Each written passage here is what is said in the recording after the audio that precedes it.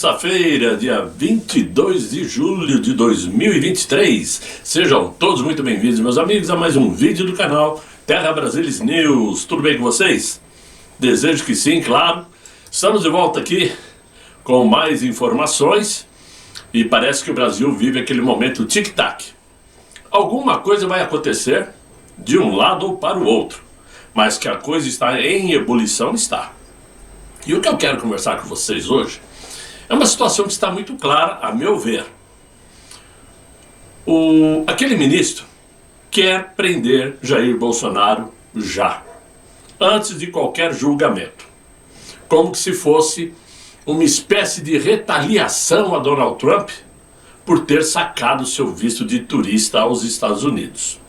Isso me parece muito claro, porque na atual conjuntura, depois de proibir isto, proibir aquilo a Jair Messias Bolsonaro, só falta proibir ao nosso presidente ele ir ao banheiro das 7 da manhã às 6 da tarde. É a única coisa que falta, porque de resto tudo está proibido.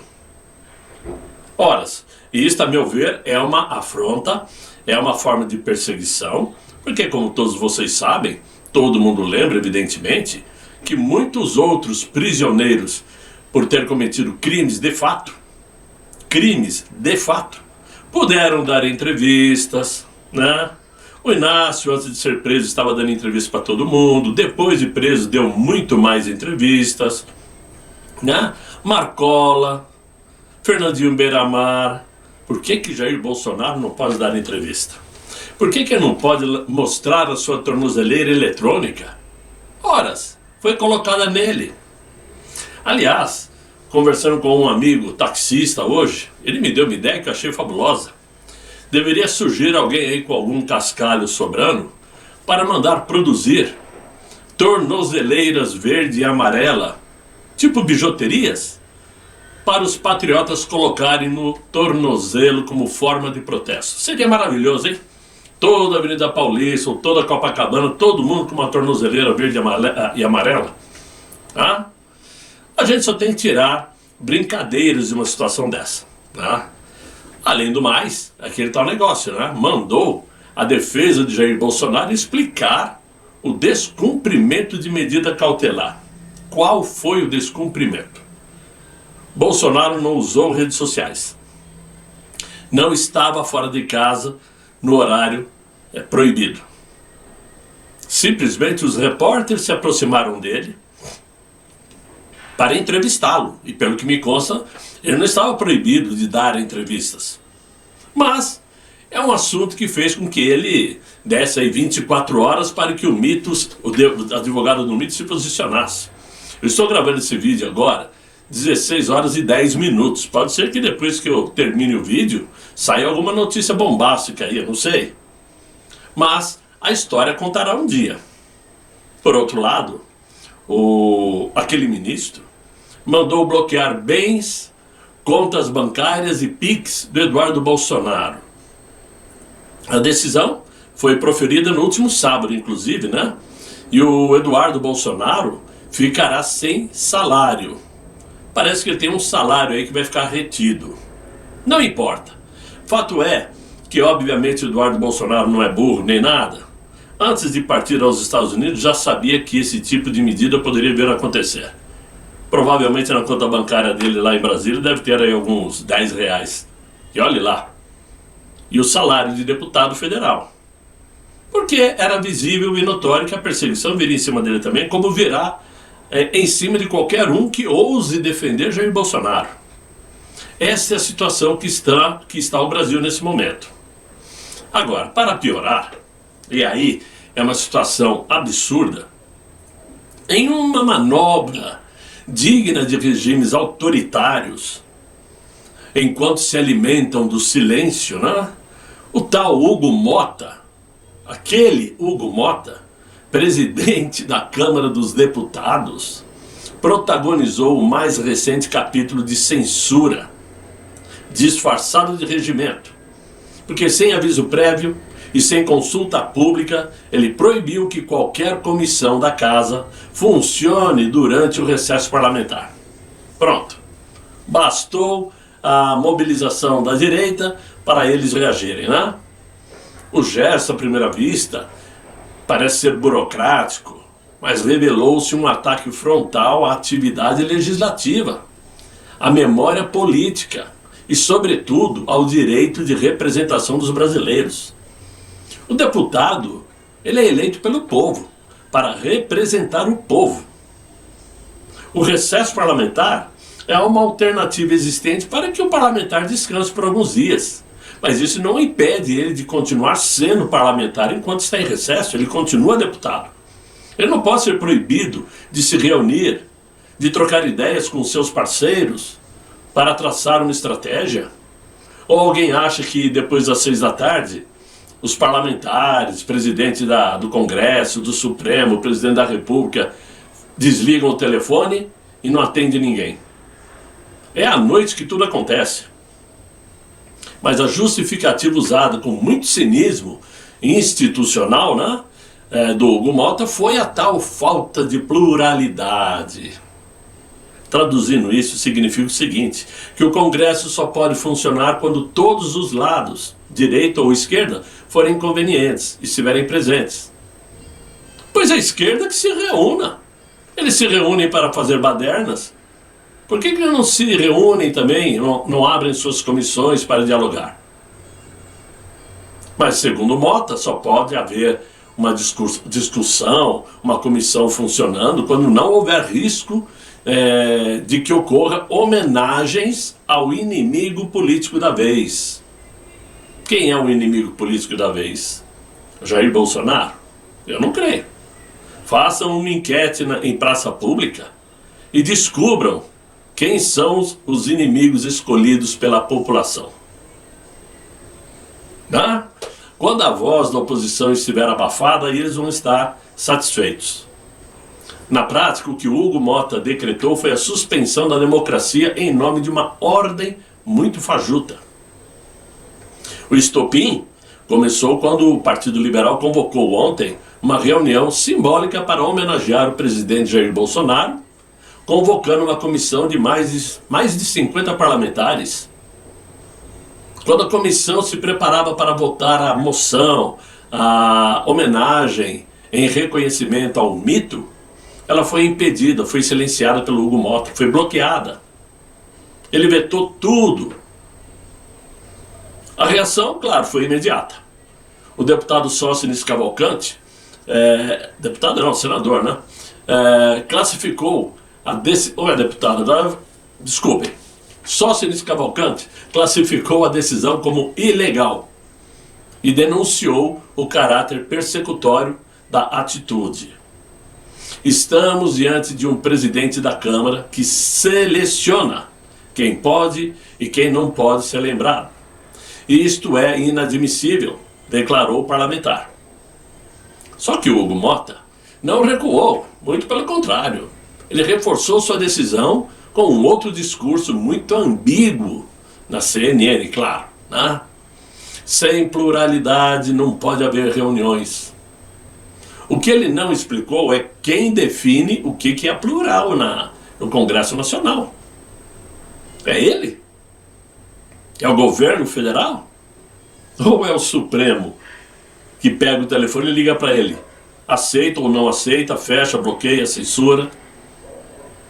A Câmara dos Deputados, que deveria ser o palco dos confrontos de ideias, transformou-se, claro, em um auditório vazio, onde a única voz permitida é a da presidência e dos interlocutores bajuladores da Suprema Corte. As comissões, que são responsáveis por fiscalizar, debater e propor caminhos, foram fechadas, como se fossem bares fora de horário. Com o Brasil atravessando aí uma crise institucional inédita, com sanções externas, conflitos diplomáticos, inflação descontrolada e ameaças veladas contra opositores, o Congresso Nacional deveria ser o primeiro a dar sinais de vitalidade, de resistência, de ação, né? Mas não, é o primeiro a crucificar quem tenta trabalhar pelo povo. Sob o comando aí do Hugo Mota e com o silêncio cúmplice de setores do governo, do Inácio, do Legislativo mesmo, né? O Congresso Nacional foi colocado de joelhos. E tudo isso para evitar uma homenagem a Jair Bolsonaro. Quando eles se reúnem para cantar o hino socialista lá no Congresso Nacional, aí pode, né?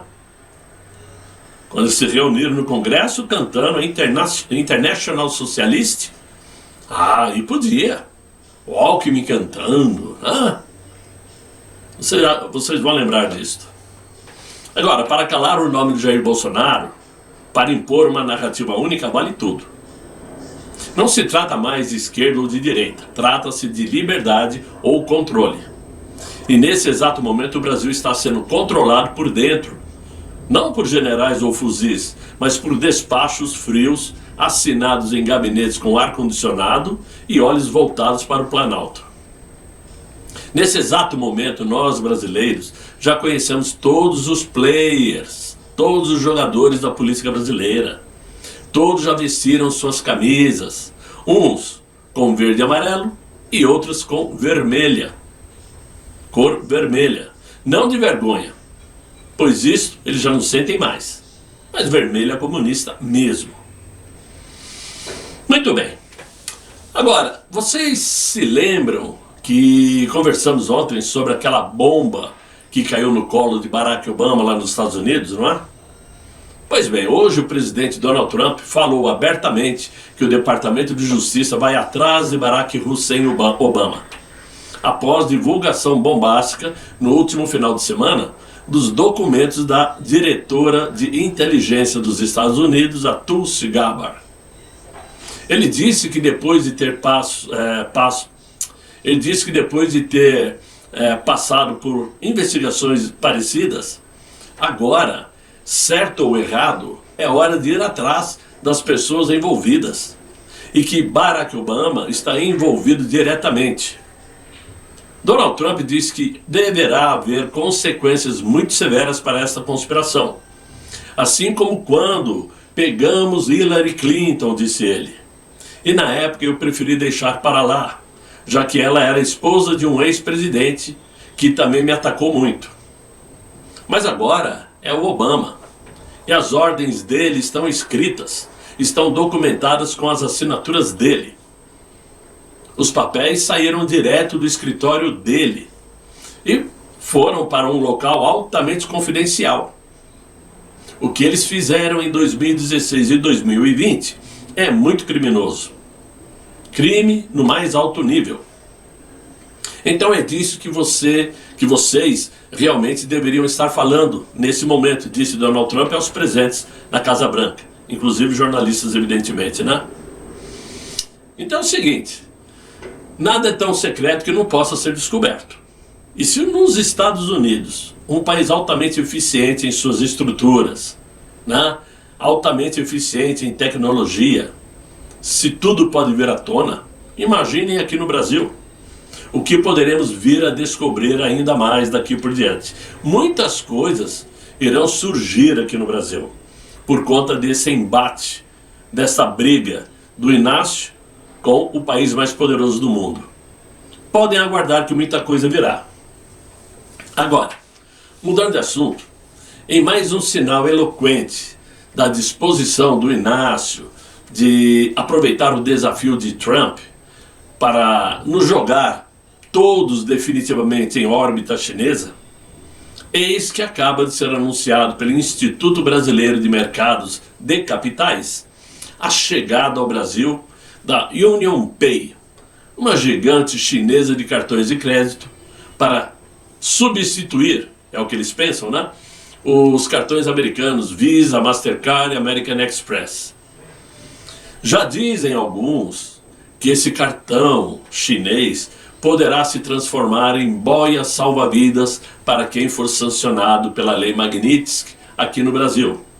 Mas não é bem assim não, e eu vou explicar. Em um Brasil cada vez mais entrelaçado nos dilemas da geopolítica global, um novo protagonista silencioso surge aí nos bastidores do sistema financeiro.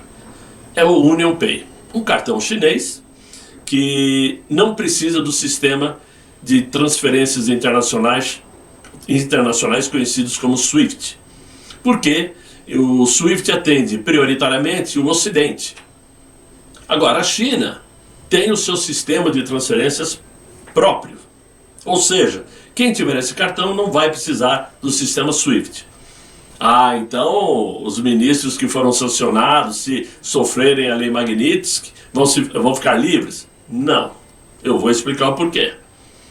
Longe de ser apenas uma alternativa turística ao já dominante Visa e Mastercard e American Express, o UnionPay pode estar prestes a se tornar uma ponte subterrânea para indivíduos sancionados internacionalmente.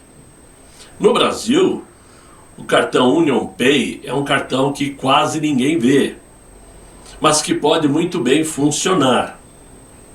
Ainda é limitada a pontos turísticos e lojas equipadas com maquininhas internacionais. Nenhum grande banco brasileiro emite esse cartão. Não se encontra esse cartão em bancos brasileiros. Para ter acesso a esse cartão chinês, um brasileiro, por exemplo, terá que especialmente procurar outras alternativas, especialmente os que forem sancionados pela lei Magnitsky. Ele precisaria abrir uma conta em um banco estrangeiro, preferencialmente em território neutro ou aliado da China, como Hong Kong, Rússia, Irã ou o próprio continente chinês. Ele teria que ter conta em algum banco nesses países. A partir daí, o cartão seria emitido no exterior, carregado com recursos externos do sancionado, né? E usado internacionalmente no Brasil. É como se o cara morasse na China e estivesse gastando dinheiro aqui no Brasil, tá? É um cartão de circulação de capital invisível, que seria difícil de rastrear pelos mecanismos bancários tradicionais. Mas aí vem a pergunta. Veja só. Vamos supor que um sancionado da lei Magnitsky, um ministro, tenha esse cartão e gaste ele aqui no Brasil. Como ele iria pagar a fatura desse cartão? Ele não poderia ser pago aqui no Brasil? Como um sancionado ia pegar aquela fatura e quitá-la? É aí que o jogo subterrâneo começa, pois ele não pagaria por aqui no Brasil, pois os bancos não aceitariam. Nem há sistemas internacionais que usam o SWIFT como transferências de pagamentos. Porque quem fizesse negociações com um sancionado pagaria o pato juntamente com o próprio sancionado, né? Teria que ser feito um pagamento fora de alcance brasileiro, através de rotas discretas e arriscadas, via bancos chineses ou bancos russos, fora do alcance das sanções, ou pagamentos em criptomoedas convertidas no exterior e usadas para quitar débitos longe dos olhos do Banco Central, ou usando laranjas e offshores, empresas de fachada com nome limpo que mascaram a verdadeira origem e destino do dinheiro. Tudo isso compõe um cenário onde o UnionPay pode ajudar uma sobrevivência política para sancionados. Ajuda um pouco. E para outros, o cartão vai ajudar para uma avenida aberta à evasão de divisas e ocultação e fraudes. Enquanto isso, as autoridades brasileiras mantêm um jogo duplo. Negam o envolvimento em estruturas de evasão, mas evitam atritos com parceiros estratégicos como China e Rússia. E no meio desse tabuleiro, surgem as pontes obscuras como o UnionPay. Mas é claro que a China não quer lançar esse cartão aqui no Brasil pensando em socorrer possíveis sancionados. Longe disto.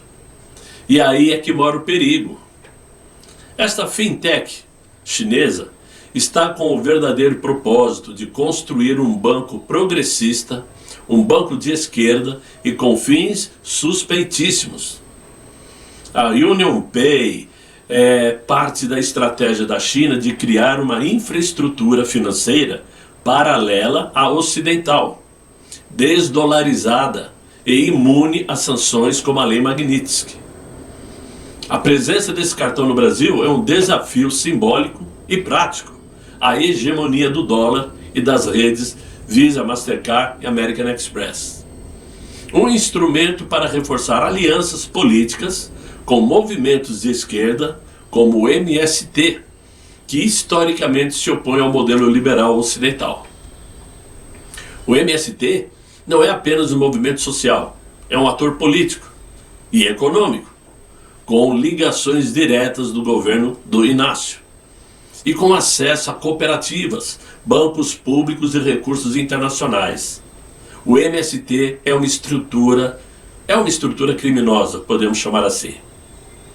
O uso desse cartão chinês pode servir a diversos propósitos, como canal alternativo de financiamento, burlando bancos ocidentais, facilitação de comércio direto com a China, exportando alimentos via cooperativas e proteção contra sanções ou bloqueios financeiros, caso o movimento ou seus líderes venham a ser investigados ou punidos no sistema tradicional.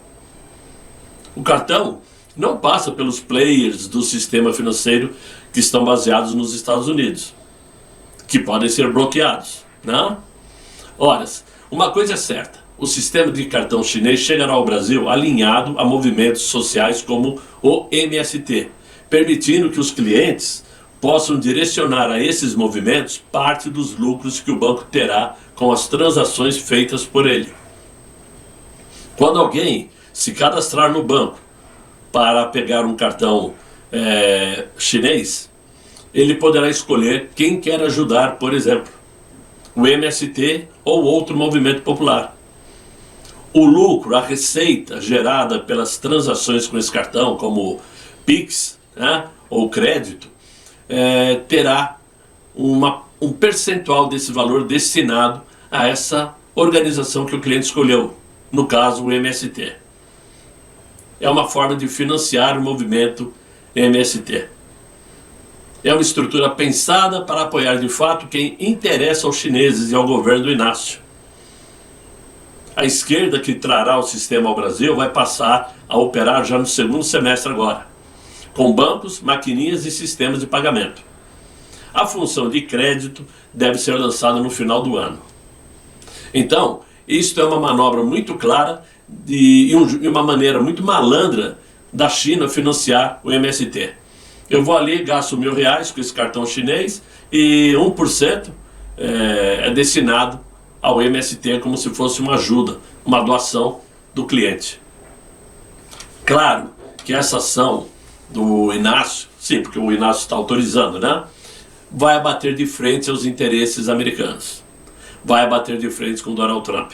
O que vai fazer acirrar muito mais essa situação que já está para lá de tensa. Já não existe mais corda para arrebentar. Já arrebentou há muito tempo. E a bomba virá, é certo, é fato. É favas contadas entre todos os exportadores brasileiros que já estão estocando seus produtos aqui no Brasil, sem saber o que farão com eles, sem saber para onde vai esses produtos, porque de nada vai adiantar exportar para os Estados Unidos, porque não vai sobrar nada de lucro. Então é uma situação que está efervescente. E, enquanto isso, nós os brasileiros estamos aí pouco a pouco pegando jeito para nos mobilizarmos, né? E para irmos de forma orgânica para as ruas. Por quê? A única coisa que pode ser feita de nossa parte é sim propor uma paralisação geral. Todo mundo cruzar os braços, todo mundo ficar em casa quando não estiver se manifestando nas ruas.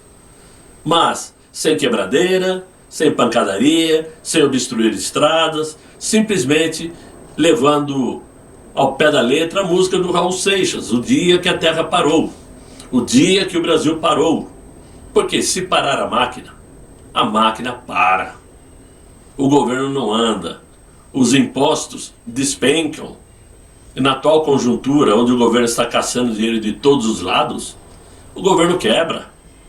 Quebra de vez, é insustentável manter um país parado. Porque tudo que nós estamos vendo é uma arbitrariedade jurídica, social e, principalmente, óbvio, governamental.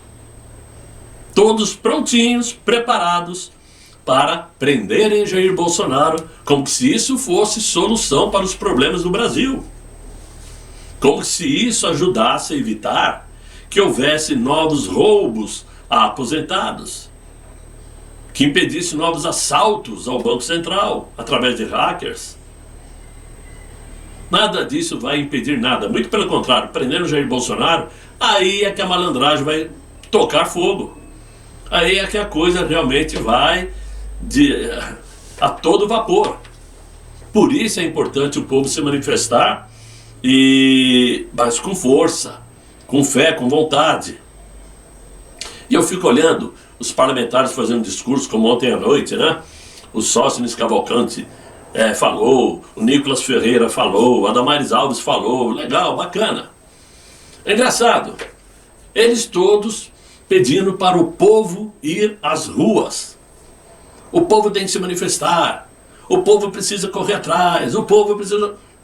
Aí me deu 5 minutos, comecei a pensar o seguinte, é engraçado, nós elegemos os parlamentares para eles nos socorrerem, para eles nos representar, para eles falarem por nós. E agora são eles que estão pedindo nossa ajuda. Eu entendo, eu compreendo, foram muito bons discursos feitos ontem. O Nicolas Ferreira fez um belo discurso. É um rapaz, eu chamo de rapaz por causa da diferença de idade, né? É um rapaz com uma capacidade muito grande de comunicação. Isso é nato dele. Isso não é inventado nem criado. Isso é da natureza dele. Falou muito bonito, falou forte. Mas espera aí. O Congresso Nacional já teve outras oportunidades para agir. Quantas vezes os parlamentares fizeram um bloqueio de votações? Quantas vezes os parlamentares bloquearam as pautas dentro do Congresso para conseguir alguma coisa? Depois dessa nós vamos bloquear o andamento da casa. Passava uma semana e estava todo mundo votando tudo. Não, eles tinham que ter agido muito antes. Já era para os parlamentares terem bloqueado os trabalhos dentro do Congresso Nacional, impedindo qualquer projeto de caminhar, principalmente os do governo, evidentemente, que é o que interessa a eles. Mas não, por conta de verbas parlamentares, claro, todo mundo participava, mesmo que fosse para dizer não. Então, é muito engraçado ver os parlamentares pedindo ajuda do povo agora. Não que não tenhamos que ajudar, muito pelo contrário, por isso está na Constituição, né? O poder emana do povo. O nosso erro é delegar a certos parlamentares o trabalho de fazer isso por nós. Porque de cada 10 você salva um. Essa que é a verdade. Cabe na palma da mão o número de parlamentares que nos agrada, como bons servidores públicos que são. Mas é a situação que nós estamos. Então agora é aquele compasso de espera, ver o que vai acontecer primeiro. Algo que venha dos Estados Unidos, para depois do Brasil agir, como disse o Inácio. Né? As negociações começarão depois que Donald Trump agir. Quem ele pensa que é na fila do pão entre os líderes mundiais? O Brasil não tem a mínima condição mais de negociar nada. Aliás, nos Estados Unidos, o agronegócio todo está pedindo ao Donald Trump o banimento da carne brasileira. É isso que eles estão querendo lá. Então, será que o Inácio não se deu conta? O agronegócio americano não quer mais carne do Brasil. Os agricultores e os donos dos rebanhos, né? Vai cair como uma luva para eles. Mas, como a gente tem falado, a decadência brasileira é tudo que o Inácio quer. Tenho certeza disso. Derruba a economia brasileira, leva-se o Brasil à desgraça e deixa a China tomar conta. É o que eles estão querendo. E eles pensam que Donald Trump não sabe disso. Lê do engano. E nós vamos esperar para ver o que vem pela frente, não é isso? Por hora, meus amigos, é o que eu tinha para vocês nesse vídeo. Espero que vocês tenham gostado. Se gostaram, deixem os likes, se inscrevam no canal, chamem os amigos para me acompanhar e ajudem o Terra Brasilis News quem puder ajudar. Eu agradeço de coração. ok? Desejo a vocês um excelente final de dia, muito bom descanso e até amanhã, se Deus quiser e Ele há de querer. Fiquem bem, fiquem com Deus. Tchau, tchau.